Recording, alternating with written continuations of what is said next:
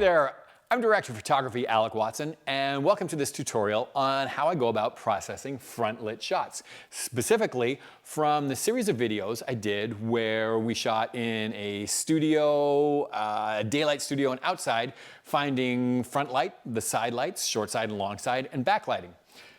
In this one, we're going to look at the front lit shots, and there's always kind of a through line to where the lighting's coming from as to how you process. And so I'm not specifically retouching, I'm just optimizing the shot.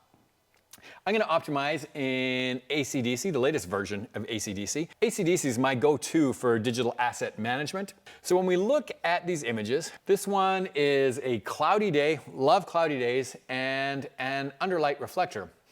The biggest problem with the underlight reflector, I really love this kind of light when you can get this on a cloudy day, is that you start to get a blend between the chin and the neck. And although they're different colors and it's a little lighter here, it really kind of flattens the image out. If we were to say compare that to, let's do a good comparison between a decent chin shadow and the not so decent chin shadow. Let's put the two of these side by side. This one, there's no light coming in from above. We end up with a pretty solid chin shadow, and because there's no reflector, we're not reflecting light underneath, and the color is the same of her neck.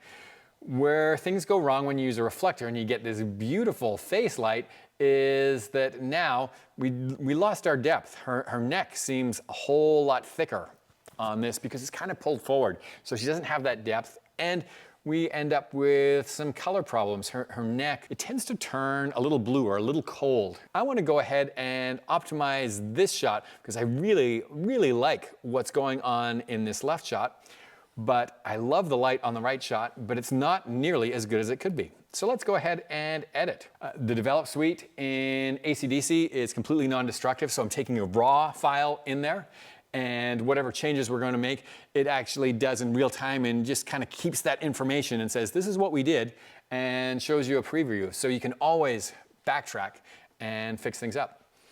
So looking at this, we said, okay, we've got kind of a neck problem in that her neck looks much thicker in this, and it really just comes from the reflector that's making these great catch lights in her eyes, but doing a disservice to us. So we'll take a brush and we're gonna make it quite a big brush. I use the scroll wheel on my mouse, or I could use the nib width right here. I'm gonna make it really soft. And what I'm gonna do, I'm gonna click and I'm gonna just paint red. Okay, the painting red is just showing me where this mask is going. That's all. And I can turn that mask off. That area is actually kind of bright. So I want to go ahead and take that down.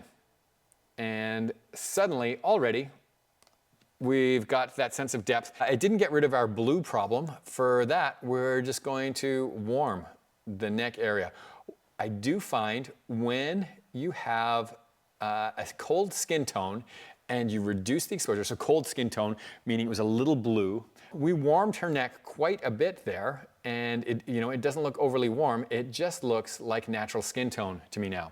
So if I turn this off to show original, there's her brighter neck, and I don't know if you can tell on the video that you're looking at, to my eye there's a little bit of a blue tone, there we go, darker and warm tone. Now if I look at Sophia's face here, I'd want to go in and retouch color. We can see, like, I like the way her cheeks are a little rosy. They may be a little overly rosy, but we've got some, I don't know what this color is going on here. Maybe she was wearing makeup and it's wearing off. I don't know, can't tell you. But we've got some changes of color. I can tell you that what you'll find is, again, with a reflector that's reflecting light from the sky, that it ends up being a little extra blue. So if, say we compare to her shoulders, which are not getting hit, I'm just going to make a new mask, a new brush, and I'm gonna brush just over her face with this mask. Oh, we'll turn it on so you can see it. There we go. And around here. Okay, it is just it's a face mask. Okay, I turn this back off. Now what I'm suggesting is if we were just to warm this area, it would take care of a whole bunch of problems. And sure enough, for my eye, if I take that area and just warm it, it just looks so much better immediately. We're starting to just notice, like around her eyes, it's a little overly warm, so I will back that back down from where it is. I always like to overdo an effect and then back it up. This came to me from the audio world when my first job was actually as a recording engineer, and I got a little wall of gold and platinum records from that. The approach was, when you're doing an effect, when you slide, you've got sliders on a board, right? When you slide in an effect, you hear the change. And the change gives you a perception of the effect. If you take the fader and go all the way up and hear lots of effect, now I'm hearing the effect, and I bring it back down to where I'd like to hear it. And those end up in different places. And you'll find if you overdo something and then back it up to taste, you will get a result that you're generally more happy with. So I place that there. Overall, when I look at this picture, I'd kind of like my background to be a little darker so that Sophia pops. Now, I could do something like take an AI mask and select the background, but my experience would tell me, and I'd suggested to you that we can process frontlit images in a way that kind of work universally. In almost all cases, I find that a post-cropped vignette is all that you need to get pop from a background. And the reason I don't want to mask out the entire background and just darken that is when you put on the gradient, what this does is there's no gradient behind her head.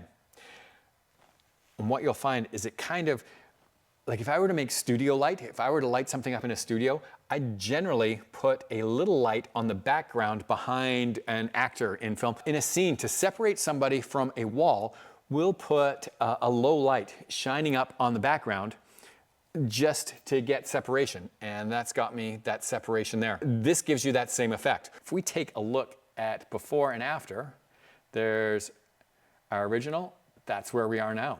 I'm liking it a whole lot better.